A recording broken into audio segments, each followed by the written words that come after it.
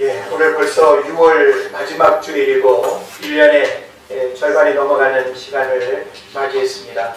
오늘 우리가 시간이 지난 후에 뒤를 돌아보면 세월의 무상함과 또 세월의 빠름을 우리가 절감하게 되는데, 벌써 1년의 절반이 지나가는 시간 동안 또 우리의 가정과 교회를 지키시고 여러분의 삶의 자리에 함께 하신 하나님께 우리가 감사드리기를 원합니다. 우리가 6월달은 국가 지도자 기도의 달로 정하고, 우리가 국가를 위해서 무엇을 할 것인가, 우리에게 국가는 어떤 의미가 있는가, 그리고 또 국가를 위해서 우리 그리스도인들이 어떤 삶을 살아야 되는가라고 하는 이런 문제들을 우리가 함께 생각하고 또 고민하는 시간을 가졌는데, 오늘은 특별히 또 73주년이 되는 6.25 전쟁 기념일이 됩니다. 전쟁을 경험하신 분들은 많지 않겠지만 근현대사에 결코 우리가 잊을 수 없는, 그리고 늘 기억해야 할 그 역사적 사건은 바로 한국 전쟁이 될 것입니다. 그래서 전쟁은 국가의 어떤 존폐를 이렇게 또 경험하게 되는 아주 어려운 일이고, 또 이 전쟁은 한 국가의 미래 발전에 엄청난 전환점이 된다라고 하는 그런 측면에서 우리는 한국 전쟁을 돌아보고, 또 국가가 전쟁을 이제 경험하지 아니하고 잘 살기 위해서는 어떻게 될 것인가 돌아가는 것을 우리가 깨달아야 될 줄로 믿습니다.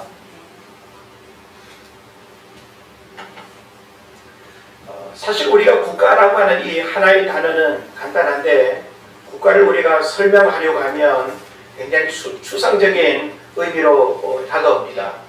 물건처럼 만져지거나 사람처럼 보여지는 것이 아니라, 거대한 이 국가 공동체는 조직이고 또 국민으로 이루어지는 공동체이기 때문에 국가를 한마디로 우리가 설명하고 표현하기는 쉽지 않습니다. 그러나 분명히 우리는 국가에 속해 있고, 그리고 국가의 국민으로 우리가 살아가기 때문에 국가와 나라고 하는 이 관계는 결코 분리될 수 없는 그런 불가분의 관계 속에서 국가가 나를 위해서 하는 일들과 또 내가 국가를 위해서 무엇을 해야 되는가 라고 하는 문제는 대단히 중요한 문제가 되는 것입니다.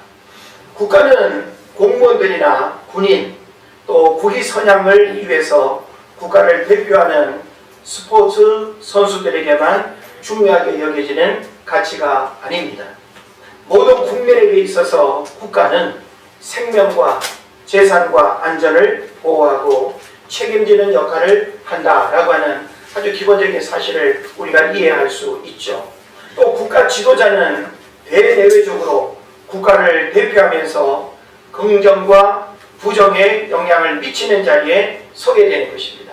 그래서 우리가 국가 지도자를 선택하지만 어떤 국가 지도자가 세워지느냐에 따라서 국가의 어떤 흥망과 발전에 영향을 미치고 우리 개인의 불행과 행복에도 굉장히 중요한 영향을 미친다라고 하는 측면에서 내가 선택하고 또 내가 세운 그 국가 지도자가 나를 행복하게 할 수도 있지만, 오히려 또 그 국가 지도자가 국민의 삶을 피폐하게 만들고 불행한 삶으로 이끌 수도 있다라고 하는 측면에서 우리는 국가를 생각하고 국가 지도자를 생각할 때 기도하지 않을 수 없는 그런 일들이 되는 것입니다. 그러므로 우리가 어떤 국가에 태어나서 어떤 지도자의 권세 아래 있느냐에 따라서 국민 개개인의 삶은 달라지는 것입니다.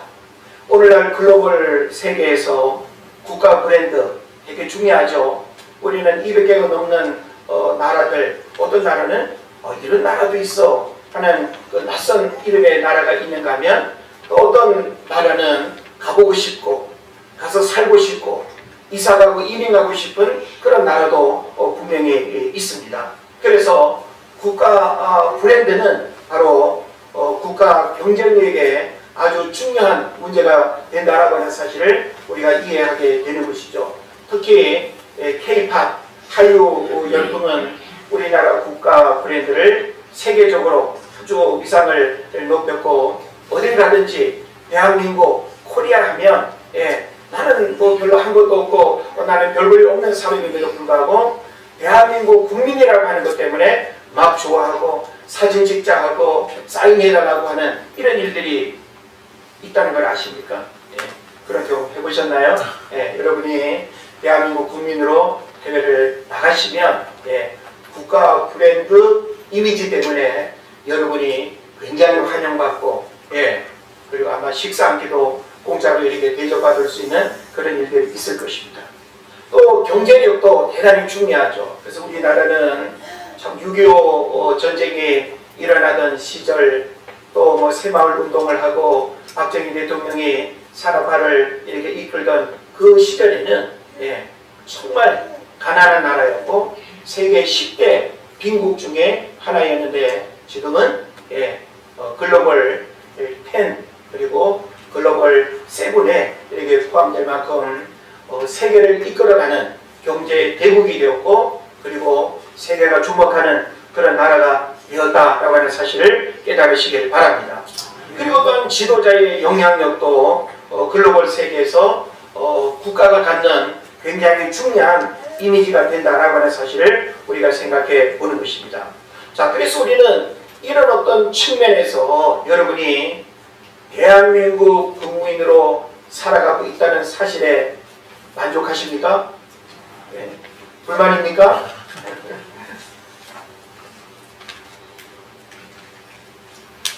우리는 이 땅에 어느 나라를 우리가 산다 하더라도 세상 나라는 결코 유토피아가 될 수 없습니다. 그죠? 많은 장점과 유익이 있다 하더라도 이 세상에 완전한 나라는 없고, 우리 인간이 필요로 하고 행복해하는 모든 조건을 다 줄 수 있는 나라는 없습니다.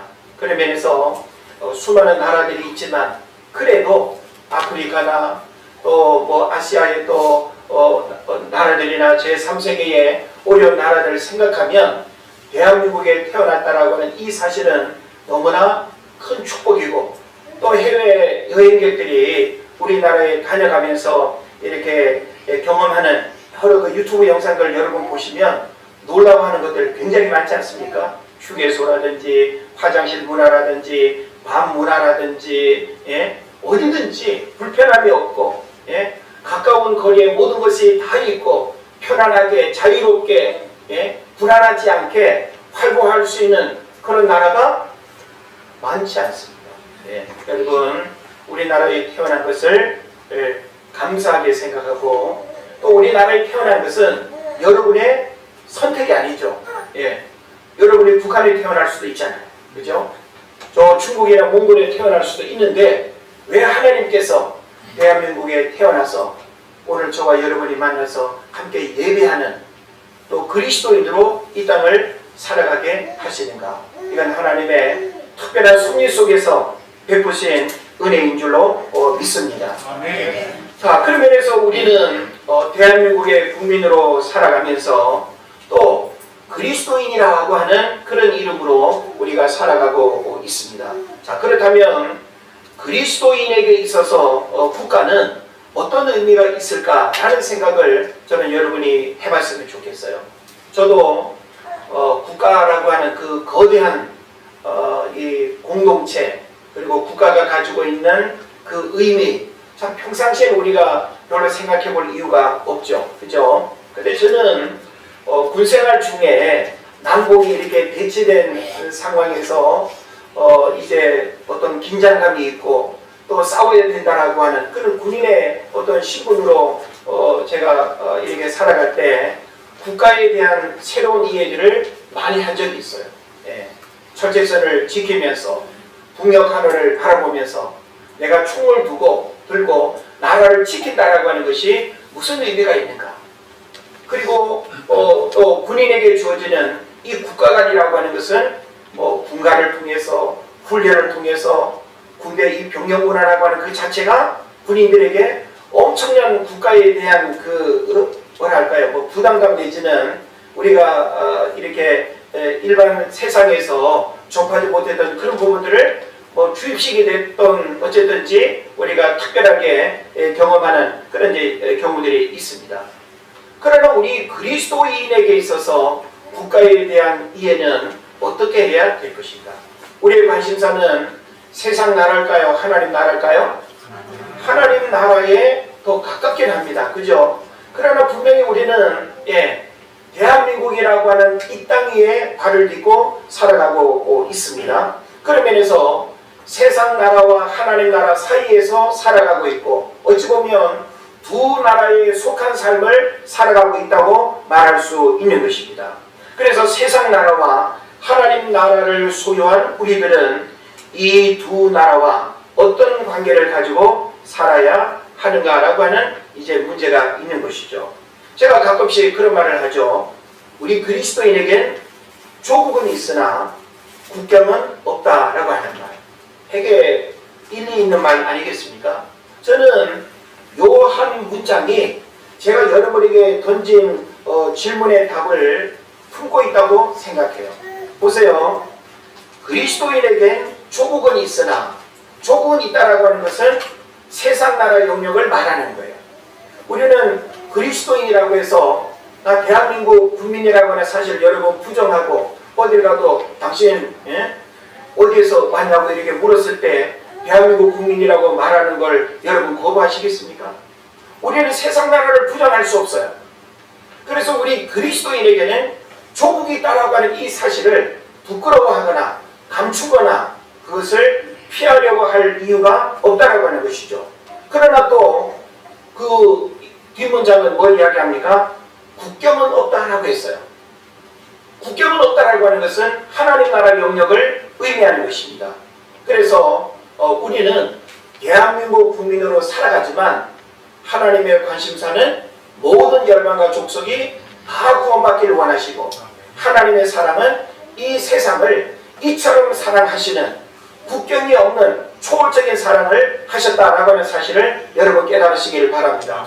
그런 면에서 우리는 이 두 나라 사이에서 어느 나라가 더 좋고 나쁘고 더 사랑하고 덜 사랑하고 이런 문제가 절대 아니라는 거예요. 항상 우리는 이분법적으로 이거 아니면 이거를 요구받는 그런 삶을 많이 살아왔죠. 그죠? 근데 우리는 이 국가라고 하는 이 관계 앞에서는 우리는 결코 어느 것 하나도 소홀히 할 수 없을 뿐만 아니라 무시할 수도 없다라고 하는 거예요. 우리는 하나님 나라가 소중하기 때문에 세상 나라는 막 욕하고 저주하고 뭐 대통령 XX 막 그래도 되는 겁니까? 그렇지 않아요. 세상 나라도 너무나 중요하고 하나님이 우리를 세상 나라 가운데 태어나게 하시고 살게 하신 것은 하나님의 특별한 섭리 속에 주어진 일이다라고 하는 사실을 깨달으시기를 바랍니다. 그래서 이 말은 바로 국가와 나와의 관계성을 분리하거나 무관심할 수 없다는 그런 의미가 되는 것입니다. 우리 케네디 대통령의 명언을 여러분이 기억하실 텐데요. 어떤 말을 했죠? 국가가 나를 위해서 무엇을 해줄 것인가를 묻지 말고 먼저 내가 국가를 위해서 무엇을 할 것인가를 생각하라 라고 하는 말을 했습니다. 우리는 이 땅을 살아가면서 하나님의 섭리와 경륜 속에서 세계 200개가 넘는 수많은 나라들 가운데 대한민국에 태어나서 살게 하신 하나님의 뜻을 묻고 또 무엇을 하며 살 것인가에 대한 진지한 고민을 하면서 살아가야 되는 거예요. 우리가 이 땅에 태어난 것은 우리의 선택이 아니라고 했잖아요. 우리의 잘남도 아니고 어떤 가문 혈통 때문에 하나님이 우리를 이 땅에 태어나게 하신 것도 아닌 전적인 하나님의 주권과 하나님의 섭리 속에서 우리가 이 땅에 태어난 것은 우리가 세상을 돌아보면 너무나 놀라운 축복이고 정말 감사하지 않을 수 없는 일들이다라고 하는 사실을 우리가 생각하게 되는 것입니다. 그래서 오늘 저는 아까 서두에도 말씀드렸습니다마는 오늘 73주년 6.25 전쟁을 기억하면서 국가라는 거대한 공동체 속에 내가 누구인지 나를 향하신 하나님의 뜻이 무엇인지 물어야 할 것입니다. 특별히 휴전으로 분단된 조국에서 어떻게 살 것인가 라고 하는 이 문제는 우리가 결코 무관심으로 이런 문제들을 방관하거나 외면할 수가 없다라고 하는 것이죠. 그런 면에서 오늘 우리가 읽은 이 본문의 말씀은 우리가 지금 던지는 이와 같은 질문에 굉장히 중요한 답을 제시하고 있다라고 하는 것입니다. 자, 그래서 우리가 지금 읽은 본문은 로마서 13장 1절로 7절까지인데 앞의 내용과 또 13장 7절 이후의 내용은 하나의 어떤 문맥적인 흐름을 가지고 있다고 봐야 되지 않겠습니까? 우리가 성경을 보면. 근데 지금 오늘 성경의 이 문맥적 흐름을 보면 오늘 우리가 읽은 이 본문의 내용은 국가라고 하는 이 문제를 언급하고 있는, 어찌 보면 앞의 내용과 뒤의 내용과 서로 이렇게 흐름이 맞지 않는 샌드위치로 생각하면 그 속에 패티 같은 그런 어떤 이제 역할을 하고 있다라고 하는 겁니다. 그래서 이 말씀이 주어지는 전후 문맥을 살펴보면 본문 앞 단락인 12장 8절부터 21절까지 내용을 보면 사랑에 관한 말씀과 인간관계 속에서 이웃사랑에 대한 말씀이 기록되어 있습니다. 그래서 그 12장 8절로 21절을 보면 어떤 핵심적인 말씀이 언급되는가 하면 원수를 스스로 갚지 말고 하나님의 진노하심에 맡기라. 또 악을 악으로 갚지 말고 악을 선으로 갚으라. 이런 내용이 언급되어 있습니다. 그래서 이렇게 원수에 대한 태도에서 악으로 악을 갚지 않는 선으로 악을 이기는 사랑의 승리의 삶을 우리에게 설명하고 있어요.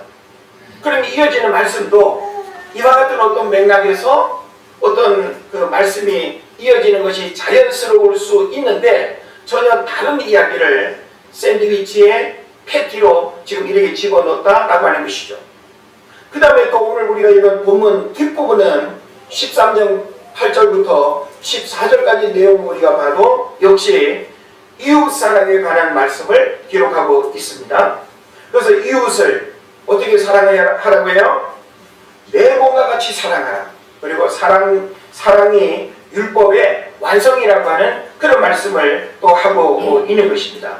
그래서 이와 같은 말씀 사이에 바로 그리스도인의 국가관이 위치하고 있다라고 하는 것입니다. 자, 그러면 나라와 민족에 대한 사랑은 이런 측면에서 본다면 어떤 의미가 있을까요? 바로 이웃 사랑을 확대한 그 중요한 영역이 바로 국가, 나라와 민족에 대한 그런 사랑으로 이해할 수 있다는 거예요. 자, 여러분, 우리가 가족을 사랑하면 이웃을 사랑할 수 있죠. 이웃을 사랑하면 이 도시를 사랑할 수 있고, 이 도시를 우리가 사랑하면 이 나라와 민족을 사랑할 수 있는 거예요. 우리는 우리 민족을 사랑하기 때문에 북한 공포도 한 민족이라고 하는 사실을 알기 때문에 어떤 정치적으로, 이념적으로, 사상적으로 대립하고 전쟁을 겪었고 여전히 또 갈등 상황 가운데 있지만 우리는 이 민족이라고 하는 공동체를 결코 우리는 분리하거나 그리고 그 북한 땅에 살고 있는 북한 민족들을 우리는 다른 이민족처럼 취급하거나 미워할 수 있는 대상이 절대 아닌 것입니다. 왜 그럴까요? 바로 이웃 사랑의 이 마음은 바로 나라와 민족을 사랑하는 마음으로 확대되어야 된다라고 하는 것을 우리에게 가르쳐 주는 것입니다.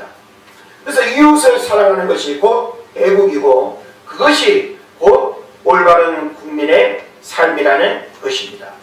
그래서 믿음의 사람들은 언제나 어떤 사람들이었는가 하면 애국의 사람이었습니다.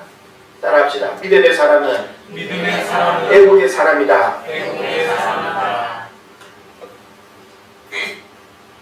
하나님을 사랑하는 사람이 사람을 사랑하지 아니하고 하나님을 사랑하면서 이 땅을 사랑하고 이 민족을 사랑하지 않는다고 한다면 그 뭔가 잘못된 사람이에요.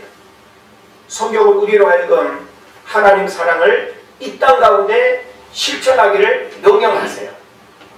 눈에 보여지는 부모와 형제와 이웃과 내가 속해 있는 이 땅의 민족을 사랑하지 않으면서 하나님을 사랑한다라고 하는 것은 이율배반적인 그런 메시지가 되는 것입니다. 그래서 믿음의 사람들은 언제나 애국의 사람이었다. 그래서 우리가 사도 바울을 보면 사도 바울은 로마서 9장으로부터 10장, 11장 이 세 장에 걸쳐서 어떤 메시지를 언급하는가 하면 자신의 동족이 구원받기를 위해서 기도하고 또 자신이 저주를 받을지라도 그렇게 되기를 간절히 소원한다고 그렇게 말하고 있습니다. 그러니까 사도 바울에게 있어서 그는 로마 시민권자고, 그죠? 그리고 다메섹 회심 이후에 유대인들과의 관계를 생각하면 거리를 두거나, 그죠? 나 이제 나는 유대민족 그로부터 나는 상관 안 할 거야, 이렇게 미워할 수도 있다 이 말이에요. 그럼에도 불구하고 사도 바울은 로마 시민권자임에도 불구하고 그의 관심사, 그의 마음의 중심은 동족인 유대 공동체가 복음을 듣고 하나님의 백성이 되고 내가 저주를 받는다 할지라도 이 민족이, 이 공동체가 구원을 받을 수 있다고 한다면 그것을 기꺼이 받아들이겠다라고 하는 이런 국가 간의 그런 남다른 어떤 민족애를 우리에게 보여주고 있는 것입니다. 바울이 하나님 나라만을 생각한다면 이렇게까지 기도하거나 이런 마음을 갖는다는 거 어려울 수 있습니다. 하나님을 믿는다고 해서 세상 나라를 부정하거나 분리된 삶을 살아서는 안 된다라고 하는 것을 우리는 사도 바울의 가르침을 통해서도 깨달을 수 있는 것입니다. 믿음의 사람은 애국하는 사람이라는 걸 여러분에게 말씀을 드렸는데 한 가지 예화를 이야기하고 싶어요. 자, 오늘 우리가 가서 살고 싶은 나라 하면 북유럽에 아마 여러 나라를 여러분이 언급할 거예요. 그 나라들 가운데 덴마크라고 하는 이 낙농 국가로 유명한 나라를 여러분이 기억할 겁니다. 자, 덴마크의 역사 발전의 아버지라 불리는 그룬투비 목사님을 여러분이 기억해야 됩니다. 덴마크 사람들은 목사님이지만 그룬투비라고 하는 이 인물을 절대 잊을 수가 없습니다. 왜냐하면 이 그룬투비 목사님을 통해서 덴마크는 이전과 이후가 너무나 달라졌거든요. 그래서 이 그룬투비 목사님은 지금도 세계 곳곳에 농촌운동가들과 신학자들이 그 이름을 존경하고 본받기 위해서 외치는 인물입니다. 우리나라가 1960년대 말부터 시작한 새마을운동도 그룬투비 목사님의 영향을 크게 받았습니다.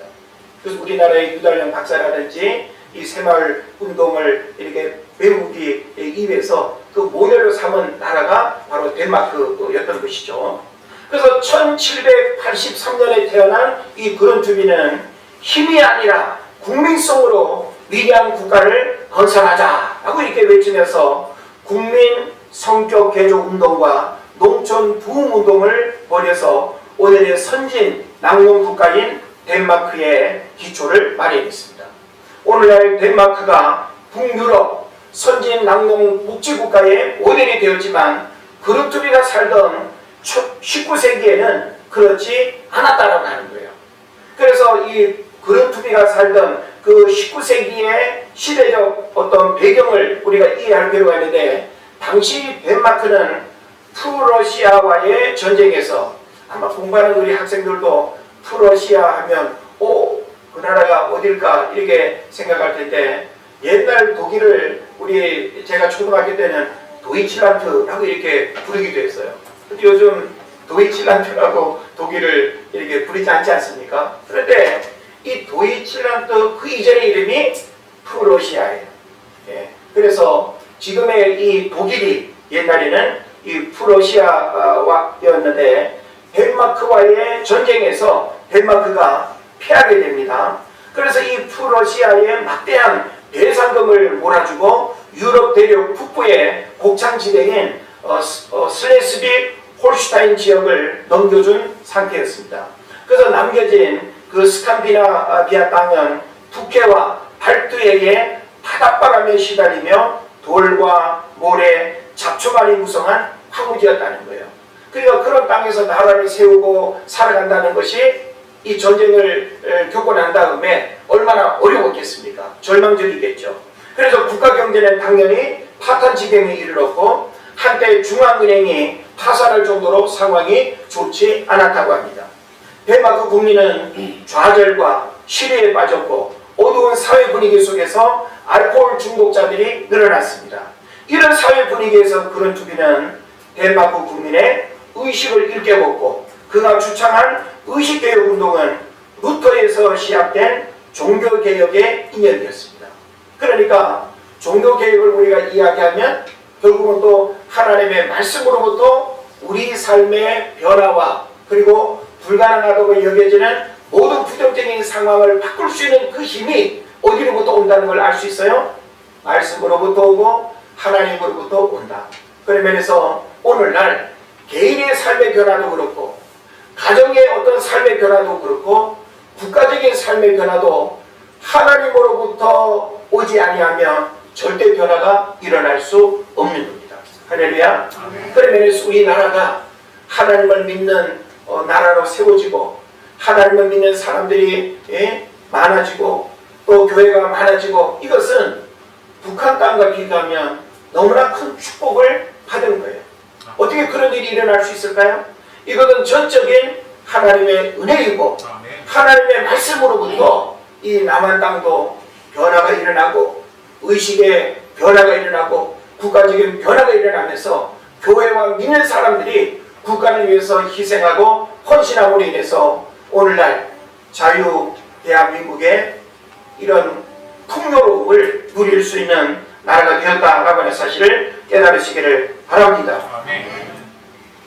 그런데 이 그룬투비 목사님이 당신이 내세운 3의 정신이 있었습니다.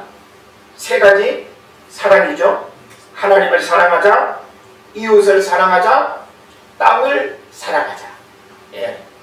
이 3의 정신으로 이제 그 덴마크의 엄청난 의식과 농촌 계몽운동을 일으켰다라고 하는 것이죠. 그래서 덴마크 국민의 구호가 됐고요. 그래서 우리는 이 그룬투비 목사님을 통해서 덴마크의 엄청난 국가적 변화가 일어난 이 일들을 보면서 이와 같은 일들은 결코 우연히 일어나거나 또 사람의 어떤 수고가 가미되지 않은 어떤 기적이나 요행도 아니다라고 하는 것입니다. 다시 말하면 하나님 앞에서 국가를 사랑하는 그룬투비 목사님처럼 한 사람의 사랑과 헌신과 희생이 국가를 발전시키고 변화시키는 원동력이 된다는 사실을 깨달아야 되는 것입니다. 국가적인 위기와 어려움을 당할 때 교회와 그리스도인은 나라 사랑의 마음으로 희생하고 헌신해야 됩니다. 국가가 분열과 혼란과 갈등을 겪으면 평화할 수 없고 국가적 불행을 겪게 되는 것입니다. 그런 면에서 우리 그리스도인에게 주어지는 실천적 삶의 자세는 오늘 우리가 읽은 본문 1절, 2절의 말씀이 바로 우리가 세상 나라에 속해 살아가고 있지만 그리스도인으로 우리가 이 땅을 살아갈 때 우리는 세상 나라를 어떻게 바라보고 세상 나라를 위해서 어떻게 해야 되는가라고 하는 사실을 우리에게 가르쳐 주고 있는 것입니다.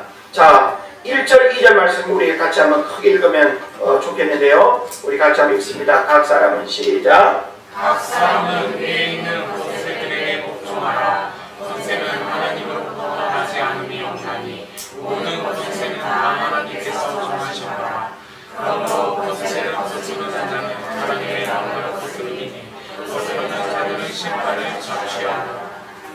아멘. 자, 우리가 1절을 보면 두 가지의 중요한 사실을 우리가 주목할 수 있습니다. 하나는 뭔가 하면 위에 있는 권세들에게 복종하라라고 하는 거예요. 자, 위에 있는 권세라는 말은 뭘까요? 여러분이 다스림을 받는 모든 권세가 위에 있는 권세예요. 할렐루야. 아멘. 자, 그러면 가깝게는 여러분 위에 어떤 권세가 있죠? 여러분, 제가 이제 작동에서 고강동으로 이사를 갔는데, 고강 뭐 본동이 되려나 고강 일동이 되려나 모르겠는데, 고강 동장님이 계시겠죠, 그죠? 그 고강 동장님도 가깝게는 위에 있는 권세예요, 그죠? 자, 이제 구청이 회복된다고 하는데, 뭐 동도 다 37개 동이 다 회복되고 구청도 다 다시 회복된다고 하는데, 구청장이 또 있을 수 있겠죠. 또 부천시장이 위의 권세가 되겠죠. 경기도지사가 또 위의 권세가 될 것입니다. 그리고 국가적으로는 대통령이 최고의 위의 권세가 되겠죠. 마음에 안 들어도, 기분 나빠도, 나에게 해준 것이 없다고 뭔가 불평이 느껴져도 성경은 우리에게 뭘 말해요? 위에 있는 권세들에게 복종하라 그랬어요. 마음에 안 든다고 부담가스 들고 찾아가면 안 된다 이 말이에요. 여기서 복종이라고 하는 것은 어떤 맹종을 의미하는 건 아니에요. 하나님이 세상의 정치도 제도도 국가도 하나님의 놀라운 경륜과 섭리 속에서 허락되는 거예요. 물론 불합리하고 불법적인 부분이 있다 하더라도 세상의 그런 어떤 조직 속에 우리에게 주어진 위의 권세들에게 복종하는 것이 평화하는 길이고 주님이 원하시는 그런 질서의 또 부분들을 우리가 지키는 게 되는 것입니다. 그리고 또 모든 권세는 다 하나님께서 정하신 바라 그랬어요. 사람이 투표를 통해서 도지사를 세우고 시장을 뽑고 대통령을 뽑는다 할지라도 모든 권세는 하나님의 섭리 속에서 되어지는 일이라는 거예요. 사람을 통해서 사람이 세워진다 할지라도 그 사람이 세워지는 모든 권세는 하나님의 경륜 속에서 이루어지는 일이다라고 하는 거예요. 그럼 우리가 그런 불만 가질 수 있죠. 독재자는 왜 하나님 허락하십니까? 히틀러 같은, 김일성 같은, 뭐 그런 세계사적인 엄청난 독재자들이 있지 않습니까? 그러면 그런 권세자들도 하나님이 다 용인하고 허락하고 인정하는 거냐? 어떤 측면에서는 하나님이 다 인정하는 카테고리 안에 들어가 있는 거예요. 그러나 그 인간의 사악함과 인간의 어떤 교만함이 변질되어서 타락되어진 부분들은 국민을 도탄에 빠뜨리겠죠.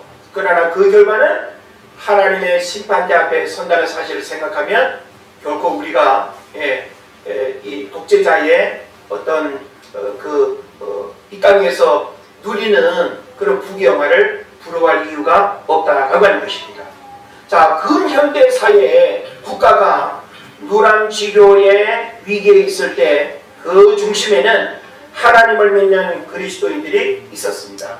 저도 역사를 좋아하고 또 역사 공부를 이렇게 해보면 근현대 사회에 한국 기독교 또 하나님을 믿는 우리 크리스찬들이 얼마나 중요한 역할들을 해낸지 몰라요. 3.1 운동도 교회가 아니었으면 전국적으로 3.1 운동을 거국적으로 일으킬 수 있는 그런 일들이 불가능했습니다. 교회가 교회로 다 연결되어져 가지고 그런 정보들이 공유되고 동시에 거국적인 만세운동이 일어날 수 있었다는 거예요. 그런 면에서 항일 독립운동가들 대부분 기독교인이었고요. 대목운동과 물산장려운동에 기독교인이 앞장섰습니다. 또 한국전쟁 당시에는 무신론적 공산주의를 배격하고 자유민주주의를 수호하기 위해서 납북되고 죽임을 당하고 순교한 믿음의 선배들의 삶을 우리가 기억해야 되는 것입니다. 그래서 뭐 구체적으로 이야기하려면 너무너무 많죠. 우리 뭐 성결교단 안에도 참 우리의 어떤 신앙을 지키고 또 나라와 민족을 사랑하는 마음으로 이렇게 죽임을 당한 그런 순교사들도 굉장히 많거든요. 그래서 우리는 한국 교회가 우리 근현대사에 미친 이 선한 어떤 영향력들 그리고 믿는 그리스도인들이 국가의 독립을 위해서 또 자유 대한민국을 지키기 위해서 희생하고 헌신한 그 숭고한 그 희생의 삶을 우리는 꼭 이 6월달뿐만이 아니라 늘 우리가 기억하면서 그들의 피 흘림의 수고와 땀 흘림의 헌신을 통해서 오늘 우리가 풍요로운 삶을 살아가고 있다는 하는 사실을 깨달으시기를 바랍니다. 자, 그러면 성경은 우리에게 좀 더 구체적으로 권세가 주어진 다스리는 위치에 있는 지도자는 어떤 모습으로 살아야 되는가라고 하는 부분을 또 가르쳐주고 있어요. 여러분들 가운데 이런 자리에 있는 분들이 있을 수 있어요. 왜냐하면 시장이 은혜질 교회 교인이 될 수도 있는 거고, 그죠? 도지사가 어느 교회 집사님이 될 수도 있는 거 아니겠어요? 그런 면에서 우리는 하나님을 예배하면서 하나님 오늘 우리에게 하시는 말씀을 우리가 듣게 되는데, 권세가 주어진 다스리는 위치에 있는 지도자는 어떤 모습으로 살아야 되는가, 어떤 모습으로 국가를 위해서 국민을 위해서 살아야 되는가라고 하는 부분을 오늘 3절에서 이야기를 하고 있습니다. 3절 내용을 정리를 좀 하면요, 악한 일에 대하여 두려워해야 된다고 말하고 있습니다. 자, 국가 지도자는 어떤 일에 두려워해야 된다? 악한 일에 두려워해야 된다. 그러니까 지도자의 영향력은 긍정의 영향을 미칠 수도 있고 부정의 영향을 미칠 수도 있다 그랬잖아요. 그런데 이 국가 지도자가 불법을 행하고, 그리고 또 어떤 재물에 관심을 갖고 권력을 이용해서 부를 축적하고 그런 악한 일을 하게 되면 그 악한 일이 국민들의 삶에 얼마나 큰 영향을 미치겠습니까? 그래서 악한 일에 빠질 수 있는 그 지도자의 어떤 개연성을 이야기하는 거예요. 그러면서 악한 일에 대하여 두려워해야 된다. 그러니까 국가 지도자는 악한 일을 하면 안 된다는 것을 말하는데, 악한 일에 대한 두려움을 갖지 않으면 악한 일을 할 수밖에 없다는 거예요. 또 주어진 권세를 두려워해야 된다고 그렇게 말합니다. 주어진 권세를 두려워해야 된다. 이 얘기는 뭘까요? 주어진 권력을 남용하지 말아야 된다는 거예요.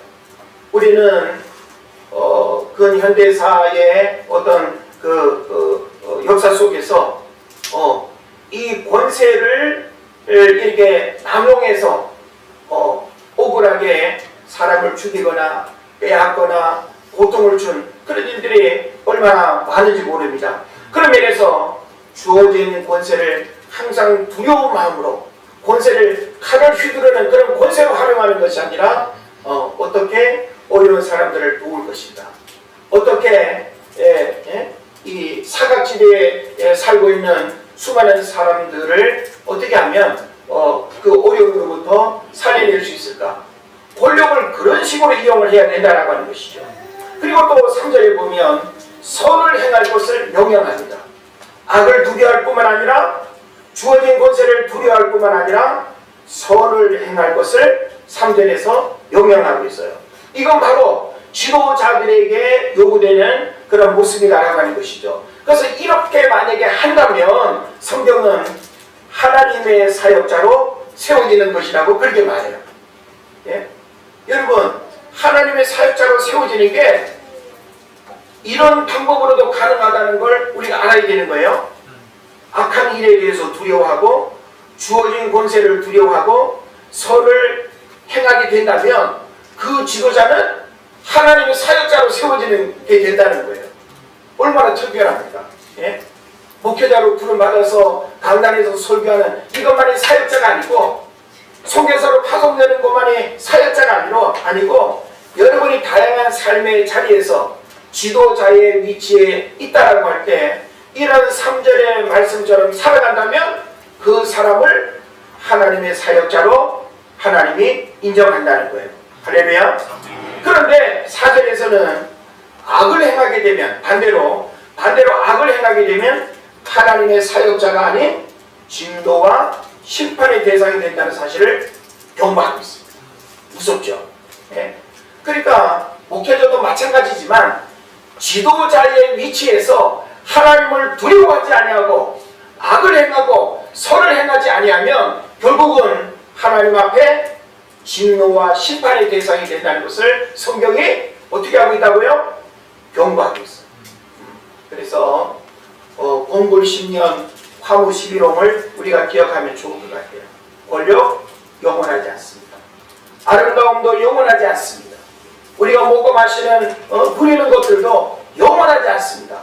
그런 면에서 오늘 우리에게 주어진 모든 기회를 선용하고 하나님 앞에 영광을 올려드리는 그런 삶을 살아야 될 줄로 믿습니다. 그리고 마지막 6절 7절에서는 국가가 정한 법을 지킬 것을 가르치고 있습니다. 자, 국가가 정한 법이 엄청나게 많겠죠, 그죠? 예. 그래서 우리가 율법전서라고 그렇게 말하는데, 예, 뭐 민법, 형법, 뭐 형사법, 뭐 해서 이런 6가지 법이 있는데 그 법을 여러분 다 외우시나요? 예?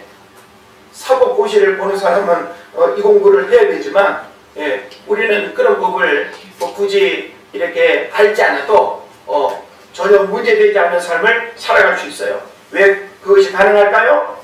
6, 7절의 말씀대로 살기만 하면 되는 거예요. 뭐라고 말합니까? 조세를 받을 자에게 조세를 바치고, 관세를 받을 자에게 관세를 바치고, 두려워할 자를 두려워하고, 존경할 자를 존경하고. 이러면 우리는 법의 조촉을 받지 않은 삶을 살아가게 되고, 세상 법이 정한 그 어떤 법이 마음에 들지 않고 나에게 억울하고 손해를 끼치는 그런 어떤 불합리한 어떤 법이라 할지라도 성경은 뭘 말합니까? 그래도 지키라. 로마 시대에 황제의 법이 그 모든 제국에 이렇게 선포됐겠죠. 그러면 제국에 속한 모든 나라들은 황제의 명령을 바쳐서 로마에 세금을 바치고, 예? 관세를 바치고, 예? 또 군인이 또 백일금도 나가야 되고, 이런 여러 가지 일들이 있을 거 아니에요. 내가 마음이 안 나고 기분 나쁘다고 해서 포기하는 것이 아니라 하라는 겁니다. 예? 우리가 대한민국의 국민으로 우리가 살아간다면 국가가 정한 여러 가지 의무들을 우리는 이행할 수 있어야 된다고 하는 것입니다. 하나님은 그리스도인들에게 명합니다. 세상 나라가 정한 법을 지키고 의무를 이행함으로써 주어지는 권리를 누릴 것을 가르치고 있습니다. 이제 말씀을 마칩니다. 세상 나라가 여러분 마음에 들지 않습니까? 우리는 대한민국에 태어난 것을 자랑스러워하고 감사해야 된다 하지만 또 어떤 일면을 보면 막 욕 나오는 일들, 기분 나쁜 일들, 예? 감정 상하는 일들 얼마든지 있을 수 있죠. 그렇다고 해서 우리는 이 나라를 떠나거나 벗어날 수가 없습니다. 국가 지도자가 나에게 아픔과 고통을 주는 그런 어떤 리더십을 가지고 있다고 해서 저주할 것이 아니라 오히려 우리는 그 모든 권세를 보고 계시고 다스리시고 심판과 저주를 행하실 그 하나님을 바라보면서 우리는 하나님 앞에 기도하는 일이 우선되어야 할 것입니다. 그래서 먼저는 세상 나라와 권세자들을 다스리는 하나님 앞에 기도할 수 있어야 합니다. 그리고 진리와 정의와 공의를 삶 속에서 실천하고 주어지는 의무를 우리가 다해야 할 것입니다. 이것이 오늘을 살아가는 그리스도인들에게 주어지는 실천적 삶임을 깨달으시고 그렇게 살아가는 여러분 되시기를 주의 이름으로 축원을 드립니다. 할렐루야. 우리 시간 들으신 말씀을 생각하면서 조용히 우리가 기도하기를 원합니다. 여러분에게 있어서 국가는 무엇입니까? 여러분은 국가를 위해서 무엇을 하고 있습니까? 여러분은 국가 지도자들을 위해서 무엇을 하고 있습니까? 성경은 그리스도인으로 이 땅을 살아가는 우리에게 국가를 위해서, 국가 지도자들을 위해서, 위에 있는 권세자들을 위해서 무엇을 우리에게 명하고 있습니까? 우리 조용히 그런 말씀을 생각하면서 주님이 원하시는 삶을 우리가 실천하기를 우리가 바라면서 기도하겠습니다.